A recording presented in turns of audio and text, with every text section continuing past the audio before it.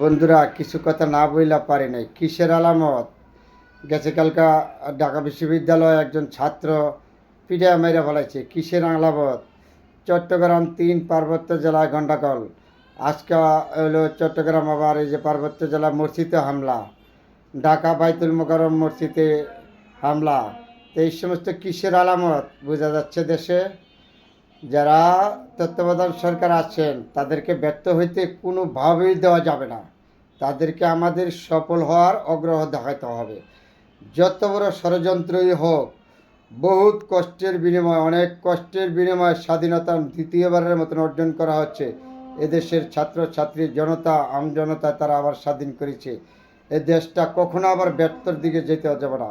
সবাই চোখ কান খোলা রাখেন। প্রশাসন থেকে দৈরা রাজনীতিকবিদ, সুশীল সমাজ যে যেখানে আছেন, সবাই চোখ কান খোলা রাখেন। সামনে আরও সমস্যা হইতে পারে। কখন শত্রু কখনো আক্রমণ করে বইলে আসে না। শত্রু কিন্তু শত্রুই।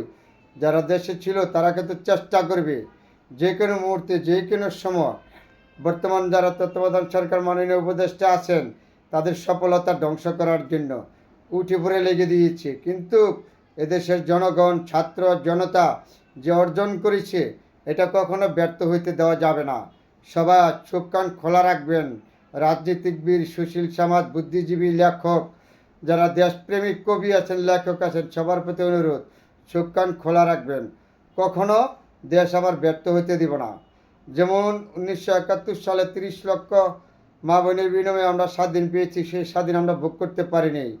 আবার নতুন করে দেশ স্বাধীন করতে হয়েছে 53 বছর পরে। 2024 সালে এই দেশের ছাত্রছাত্রী জনতা, এদেশের রাজনীতিকবিদ, সুশীল সমাজ, তারা সবাই দেশ স্বাধীন করেছে একসাথে যুদ্ধ করে। আবার স্বৈরাচার মুক্ত করছে। আবার এই দেশটা ব্যর্থ হইতে দেওয়া যাবে না।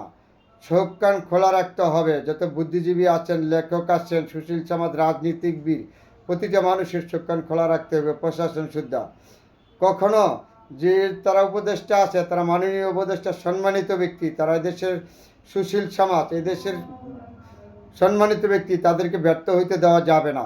সবাই সজাগ থাকবেন, চোখ কান খোলা রাখবেন।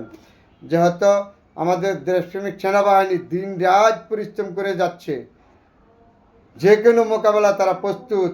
তাদেরকে আমরা সহযোগিতা করার জন্য প্রস্তুত।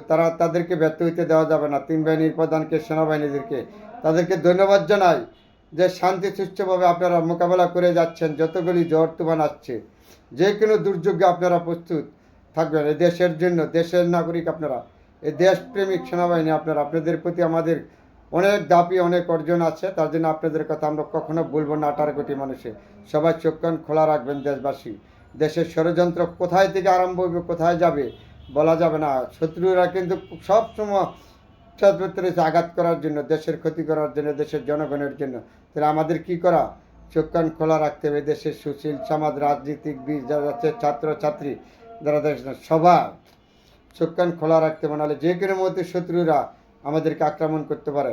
আমাদের এই দেশটা ব্যর্থ হইতে দেওয়া যাবে না। সবাই আত্মান চেষ্টা দিয়ে অনেক কষ্টের বিনিময়ে দেশটা স্বাধীন হয়েছে। এই দেশটা আবারও দেওয়া যাবে না ব্যর্থ হইতে।